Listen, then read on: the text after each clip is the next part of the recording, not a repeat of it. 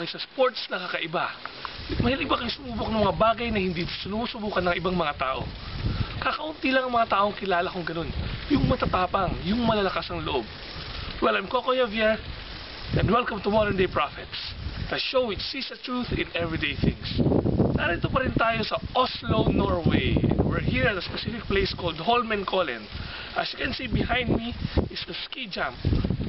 This is their national ski arena.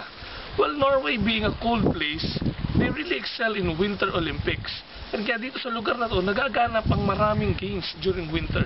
At isa na nga itong ski jump na nilalahukan ng mga tao sa iba't ibang mga bansa. Well, kung makikita nyo, napakataas niya. Paano ba laro itong ski jump? Maaring maraming mga Pilipino hindi alam to. So what they do, they climb up that top there, and then they slide down with their skis, and they get released from the platform, and they do a jump, and try to reach as far as they can. Yun ang gagawin nila. So para silang lumilipad, trying to navigate through the air and land as far as they can. The farther they go, the higher the score. Ganun nangyari. Pag mataas ang lipad, mas malayo ang nararating. Ngayon, anong kaugnayan nun sa ating pananampalataya? Well, kung mahilig ka rin naman sumubok ng mga nakakatakot na bagay, kung mahilig ka rin naman sa adventure, meron mo isang bagay na isa sa pinakamalaking adventure sa buhay natin. Ano yun?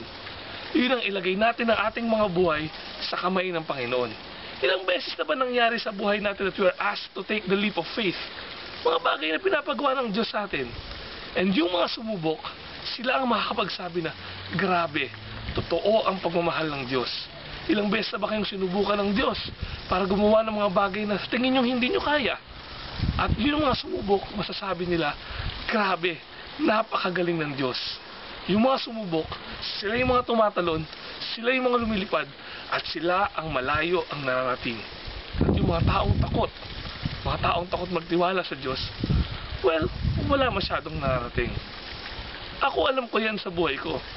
Marami akong narating, maraming nangyari sa buhay ko, dahil pilit kong ginagawa araw-araw na ilagay ang aking buhay sa kanyang mga kamay. If we put our lives in the hands of God, we will definitely fly. We will definitely soar higher. We will definitely go faster. And we'll definitely be stronger. So once again, this is Coco Javier, encouraging you, put your lives in the hands of the Lord for Modern Day Prophets.